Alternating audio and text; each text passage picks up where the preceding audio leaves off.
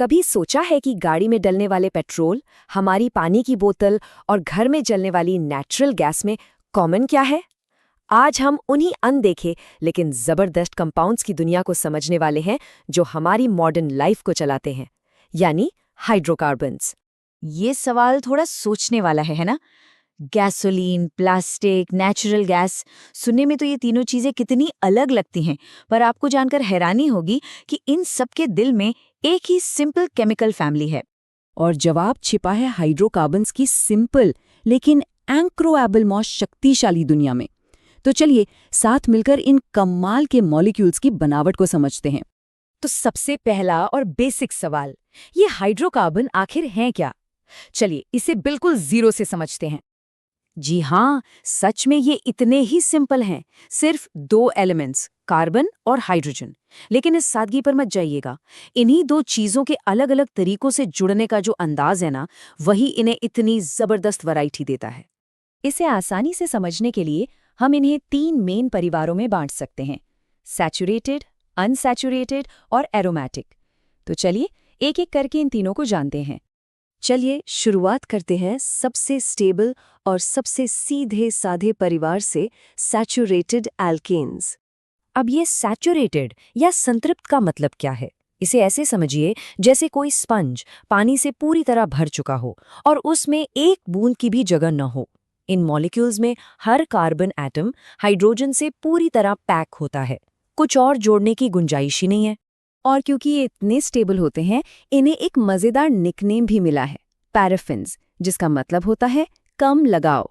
मतलब ये केमिस्ट्री की दुनिया के इंट्रोवर्ट्स हैं, अपने में रहते हैं, ज्यादा किसी से रिएक्ट नहीं करते। इस फैमिली की एक और अच्छी बात पता है क्या है? ये सब एक सिंपल से मैथ्स फॉर्मूले को फॉलो करते हैं। बस कार्बन एटम्स का नंबर पता हो तो हाइड्रोजन का नंबर हमेशा निकाला जा सकता है। कितना सिस्टमैटिक है।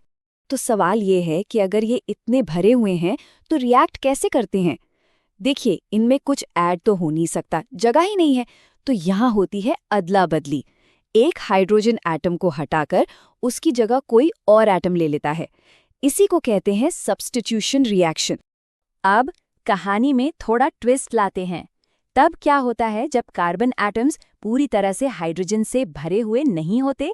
खैर, तब हम मिलते हैं रिएक्टिव परिवार से, एल्कीन्स और एल्काइन्स। यहाँ सारा खेल डबल और ट्रिपल बॉन्ड्स का है। इन एक्स्ट्रा बॉन्ड्स को आप एक्स्ट्रा हाथों की तरह सोच सकते हैं, जो दूसरे मॉलिक्यूल्स से जुड़ने के लिए हमेशा तैयार रहते हैं, और यही चीज इन्हें बहुत ज्यादा रिएक्टिव बनाती है। तो एल्कीन्स में कार्बन एटम्स के बीच एक डबल बॉन्ड होता है और एल्काइन्स में एक ट्रिपल बॉन्ड। ये भले ही छोटा सा फर्क लगे, लेकिन इससे इनकी पूरी केमिस्ट्री बदल जाती है। तो फटाफट से देखें तो एल्कीन्स मतलब डबल बॉन्ड, एल्काइन्स मतलब ट्रिपल बॉन्ड।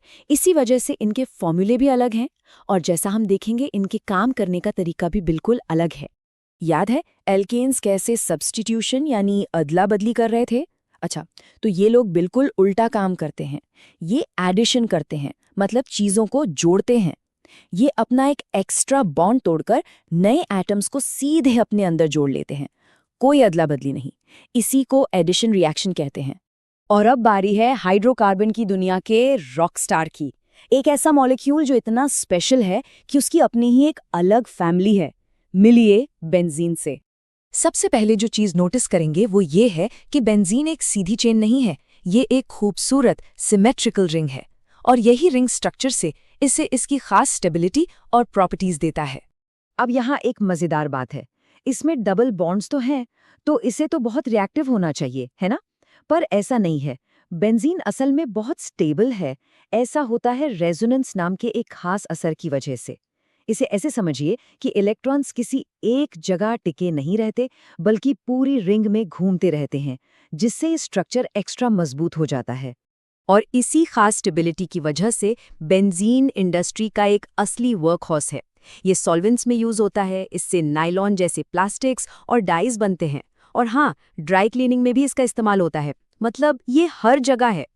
तो चलिए अब तक जो भी हमने समझा उसे एक साथ जोड़कर देखते हैं, क्योंकि जिन दो मेन रिएक्शंस की हमने बात की, उनके बीच का फर्क ही हाइड्रोकार्बन केमिस्ट्री का सबसे जरूरी सबक है।